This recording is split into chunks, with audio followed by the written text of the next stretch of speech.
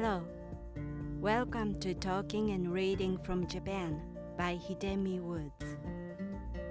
I'll read episodes from my books I wrote and talk about them here.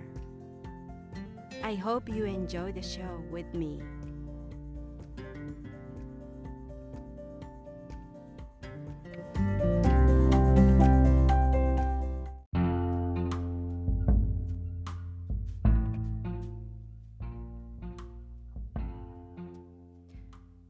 Hi, I'm your host, Hidemi Woods.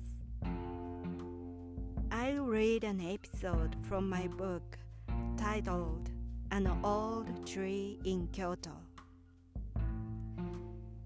Today's episode is called A Girl Again.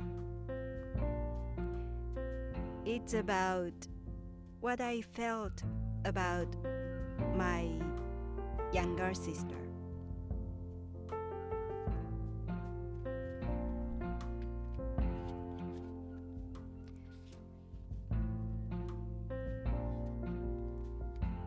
A girl again.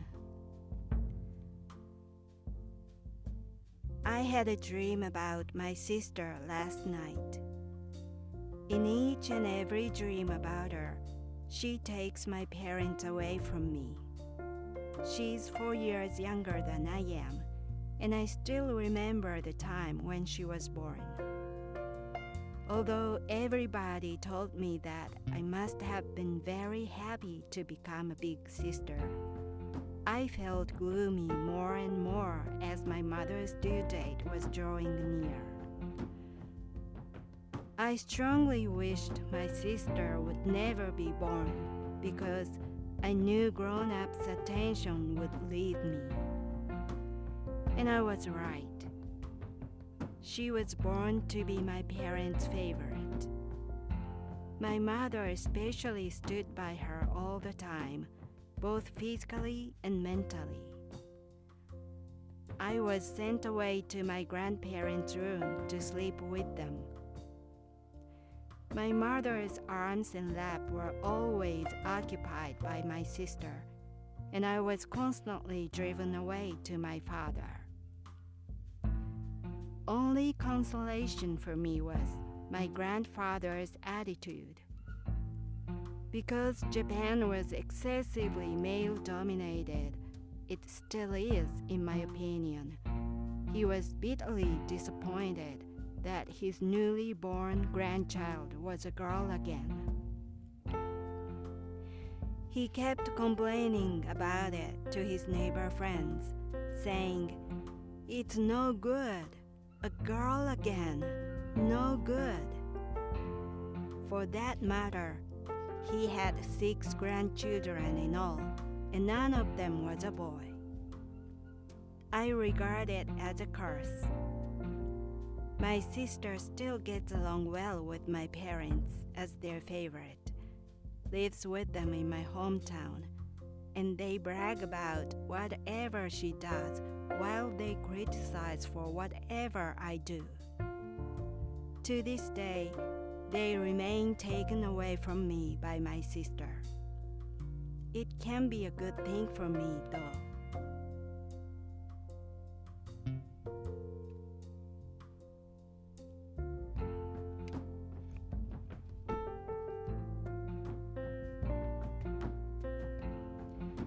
That was today's episode.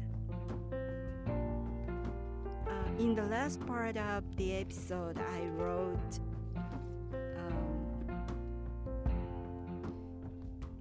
being about my parents who were taken away from me by my sister, and it can be a good thing for me. I wrote it because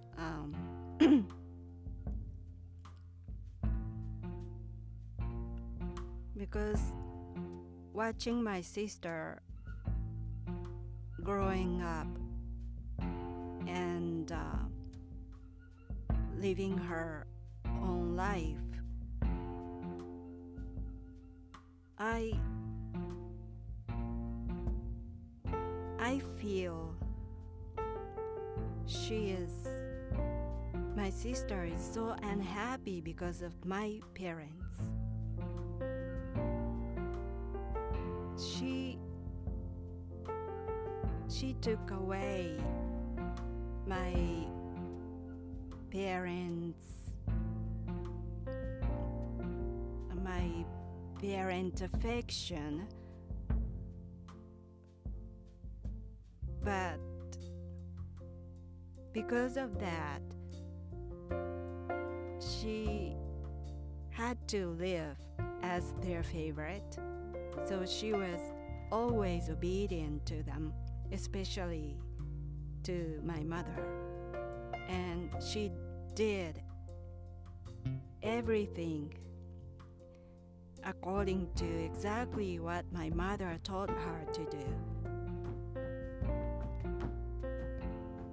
And that rewarded her affection, but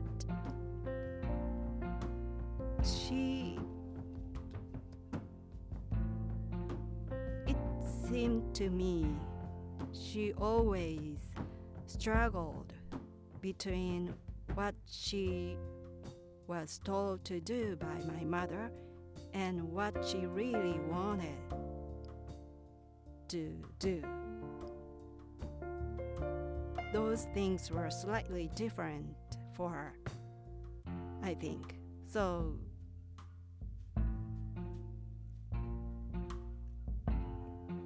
but she chose to do what my mother told her to do. And after she grew up and became an adult, she didn't do anything what she really wanted to do. And she is so unhappy now.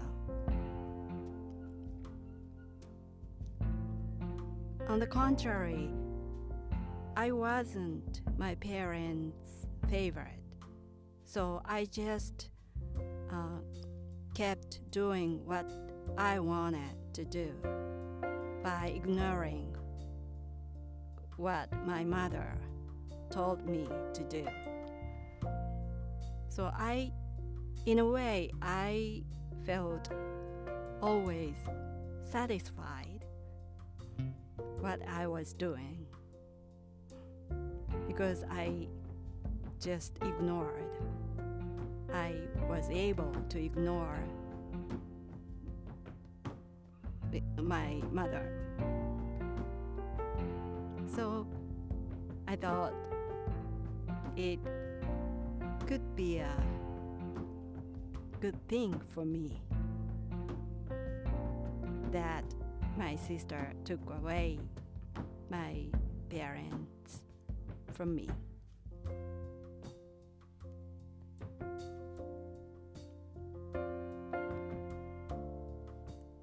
Basically,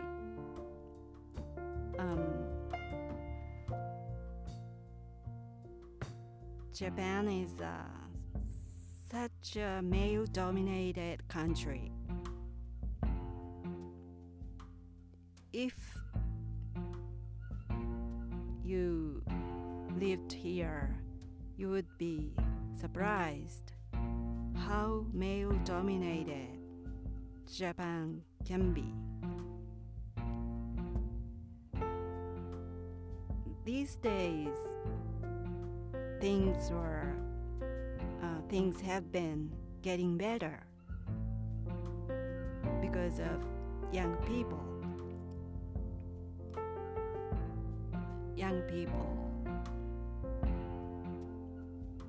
Japanese young people have behaved so differently from the old generation. So they have gotten this country better a bit by bit. But when I was a child, Japan was horribly male-dominated, especially the area where I grew up. I grew up in Kyoto. Kyoto was the old city in Japan. Arguably the oldest city in Japan. And all the customs remained everywhere. So I was so indignant, furious about male dominance as a child every day.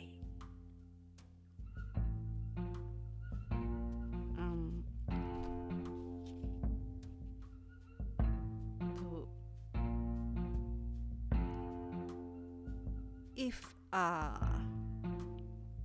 the family didn't have a boy as a successor, it could be the biggest problem, the biggest threat to continue the family. And when the family had no boy, if a family had only girls, the firstborn girl had to marry a man and take him in to the family as an heir.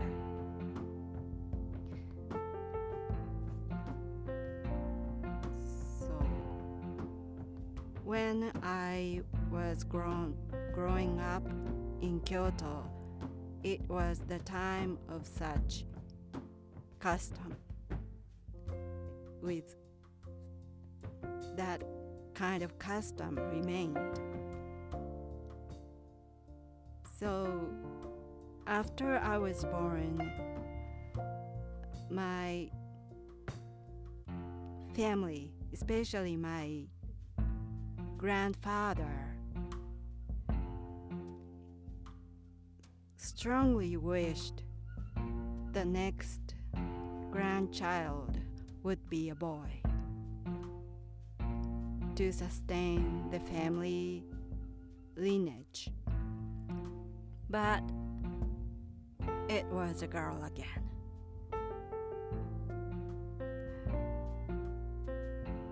And my grandfather was complaining about it all the time. But I was angry about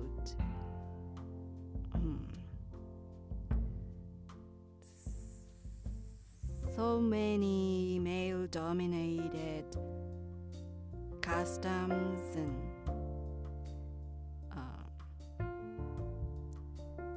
around me. It's not just customs, but people's habits, everyday routines. Everything was based upon male dominance. For instance, the small examples, but when I was an elementary school student,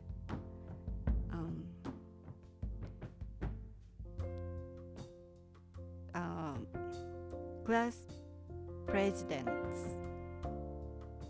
are were selected and selected by students, and every class had two class presidents. One was boy and the other was a girl. But the boy should preside every meeting, and the girl shouldn't, or the girl president wasn't allowed to preside. She would be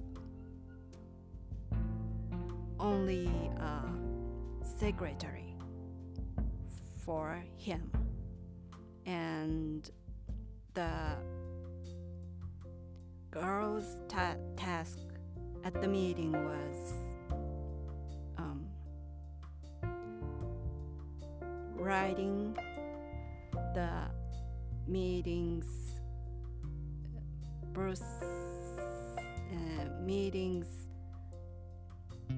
agendas on the blackboard. That was it. And in another example,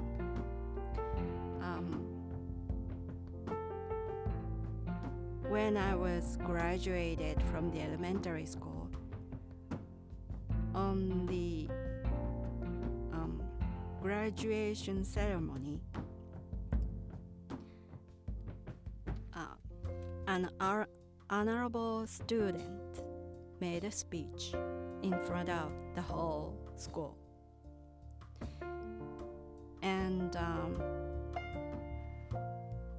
the honorable student was selected by teachers. And that year, when I was graduated, I was the smartest girl at school. So I should be the honorable student. But unfortunately for them, I was a girl. So they selected the second smartest student, who was a boy, and he became the honorable student at the elementary school, and she made the speech,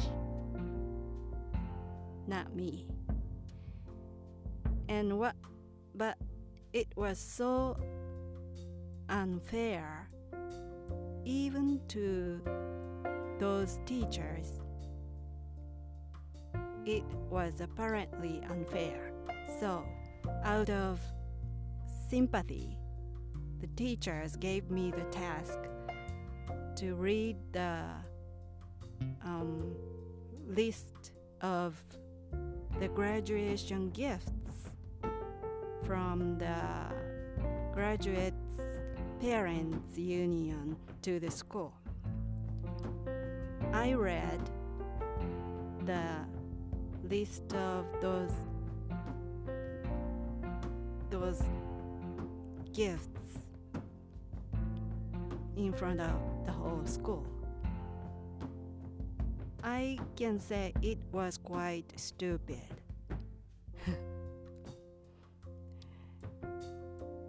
But that was pretty much all what they could do for me. And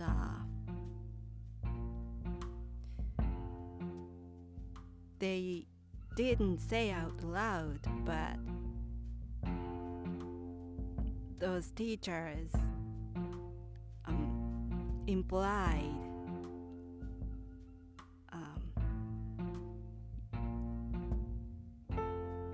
that I was unlucky because I was born as a girl. if I were a boy, you would make the speech, but so sad you were a girl, and so read the list at least.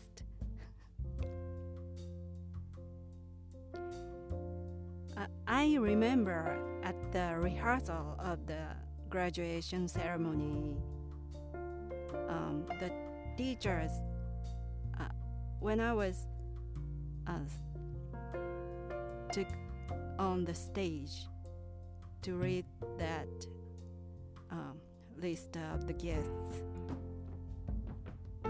I took on the stage and approached to the center of the stage in front of the microphone. And then the teachers told me that my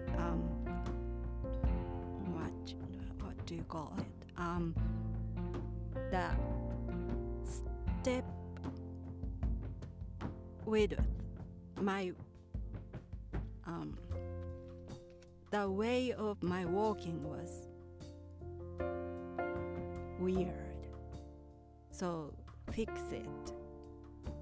And I asked them what was wrong with my walking, and they said, you're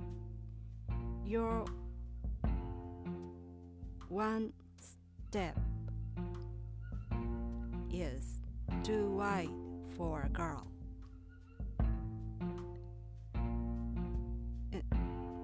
So I was striding like a boy. So you shouldn't, I was told not to stride like a boy. Walk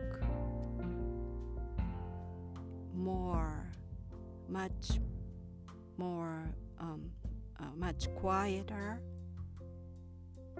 and slowlier, they said, because I was a girl.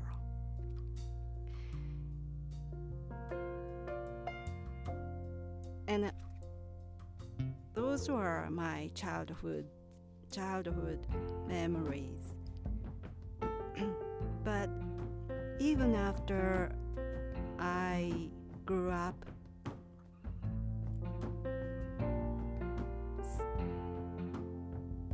till I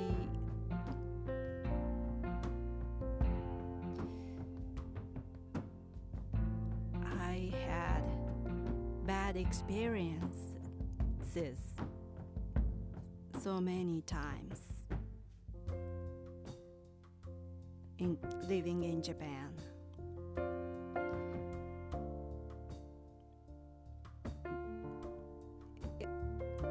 It was still many years back. So now things are different now, I think, but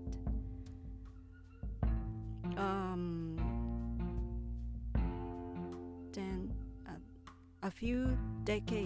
until a few decades ago,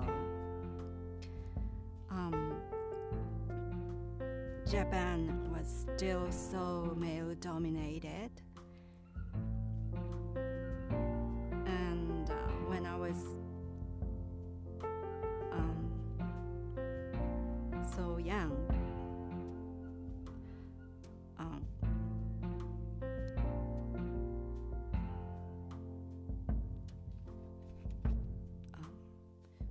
when some parties or ceremonies were held,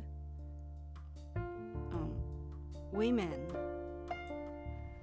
had to pour sake or beer to men's cups. It was women's work, women's task to pour drinks to men's cups.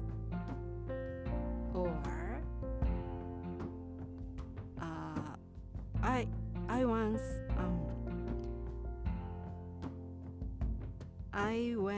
when I went to one real estate agency with my partner to rent an apartment. The real estate agent, told me that I couldn't sign the contract, and my partner's name was acceptable, but not mine. So, although I was the one who were going to pay the rent, I couldn't rent an apartment by my name because I am a woman.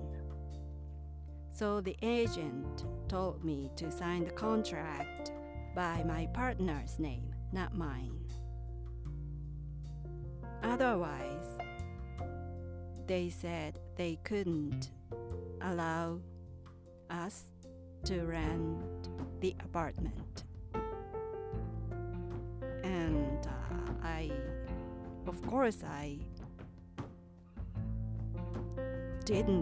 couldn't comply that stupid rule. So I turned down that apartment. I didn't rent it eventually. But that was the standard in Japan back then.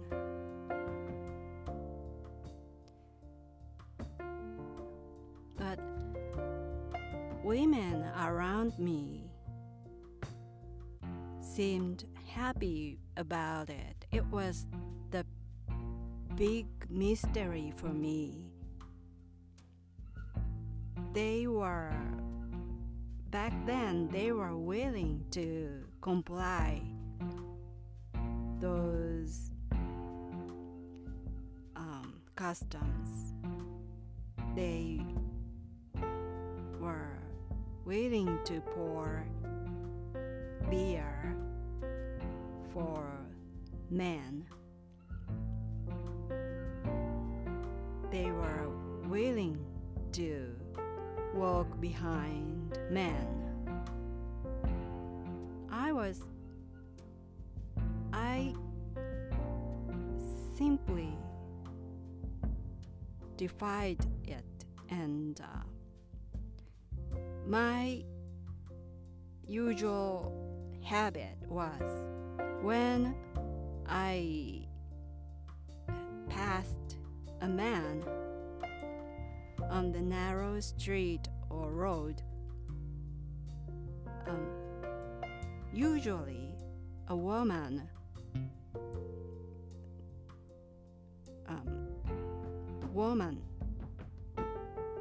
would take a side for a man to go through.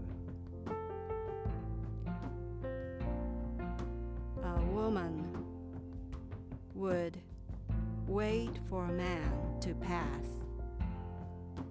on the edge of the street. Or a woman would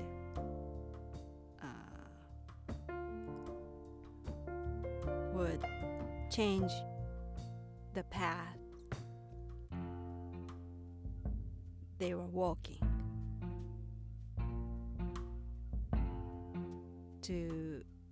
so that a man would walk on straight. But my policy was never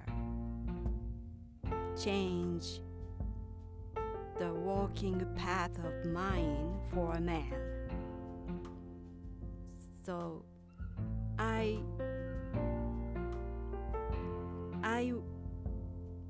would walk straight toward the man,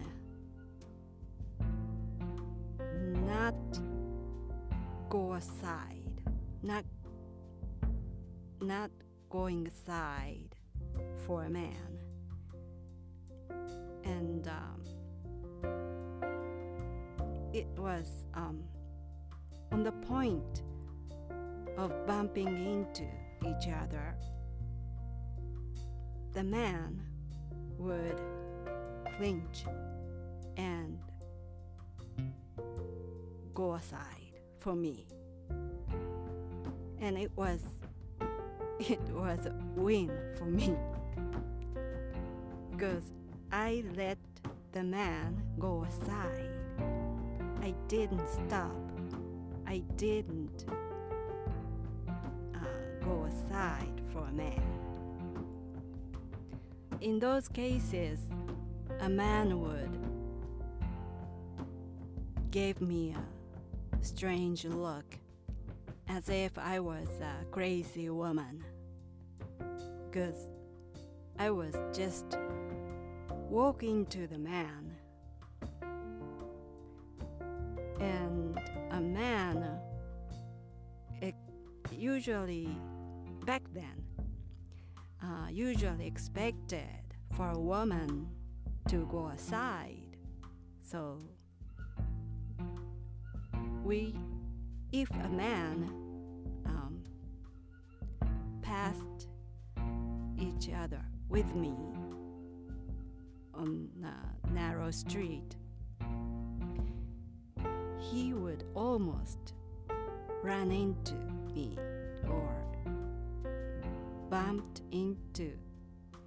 We bumped into each other because I didn't go aside.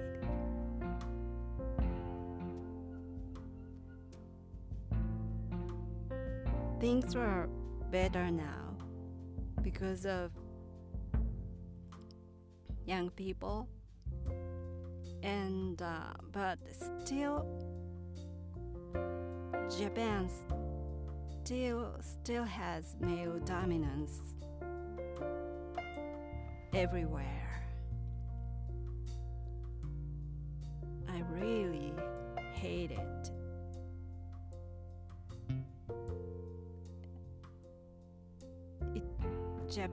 Japan has an emperor, and an emperor has to be male. And that was the basic thing, the basic problem in Japan. And from that, there are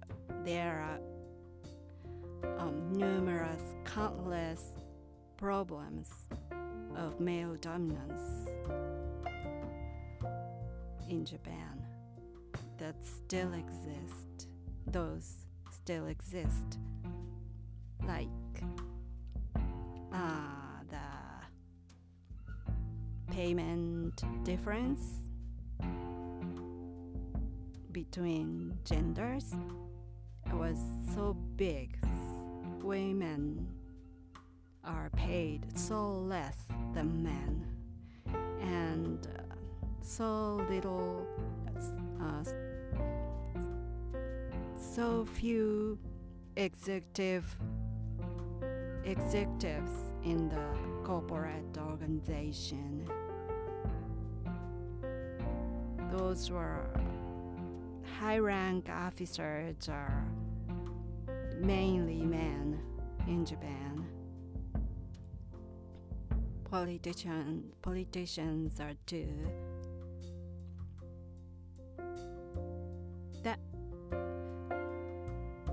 That topic just brought me an interest thing just now.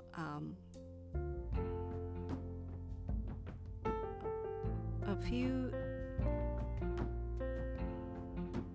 few years ago, I saw the interview of the CEO of a big Japanese mobile company, and that CEO is a man, of course, in Japan, and he was asked by an interviewer that why he aimed at being the top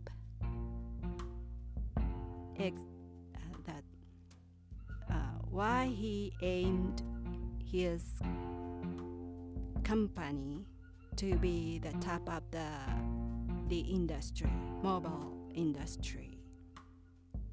Why he wanted to expand his company globally and tried to make it number one, the top of the world. And that CEO answered that question. His answer was because I am a man. I am male. Because I am male, I want to be on the top. His reason was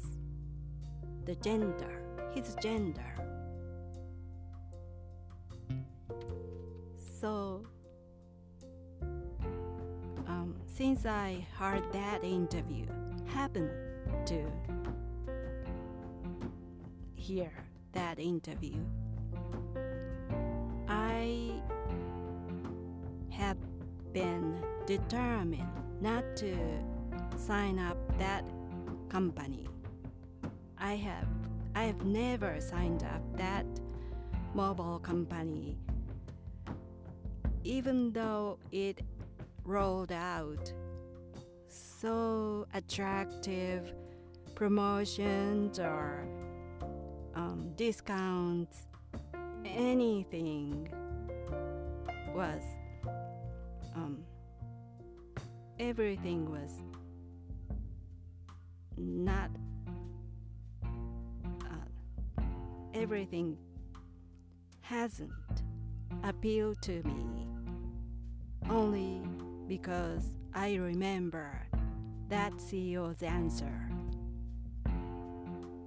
And I can tell you, I will never sign up that mobile company because that CEO remains as a CEO, and his main purpose of success is because of his gender, because he is a man, he said himself. So I will not pay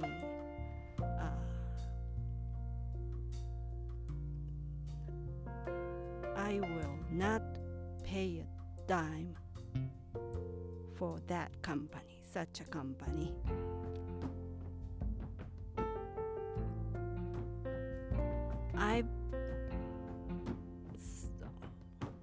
looking back, I have been always furious and indignant about male dominance.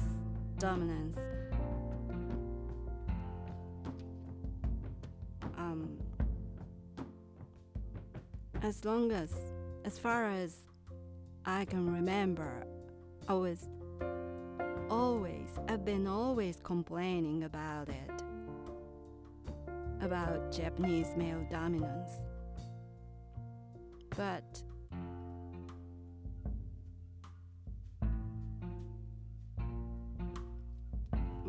I realized, although I was complaining about it, I may take advantage of it. I mean,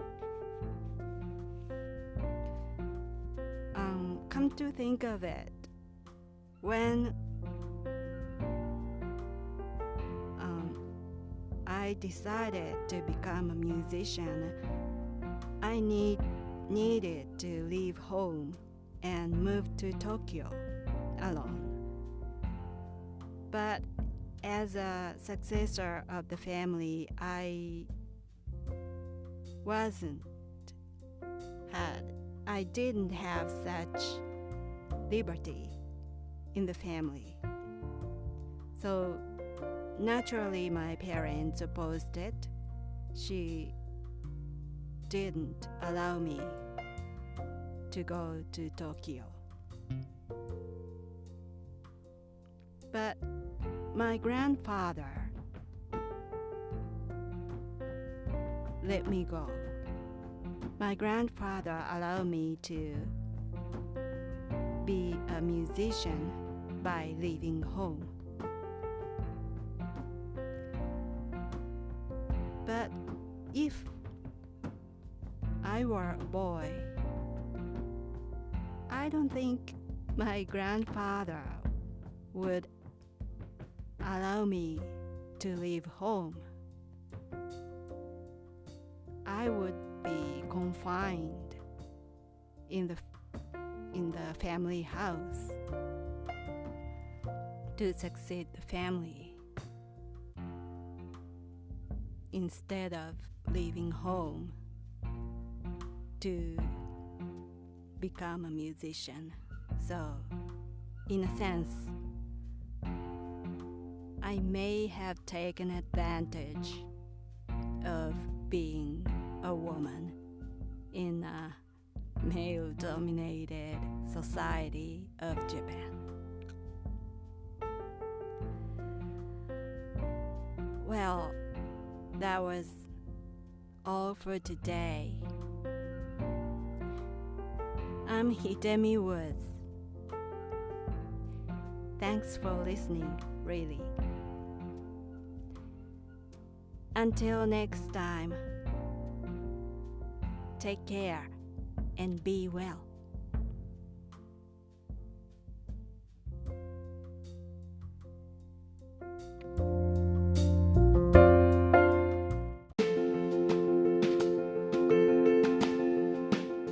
Audiobook, The Family in Kyoto, One Japanese Girl Got Freedom by Hidemi Woods on sale at online stores or apps.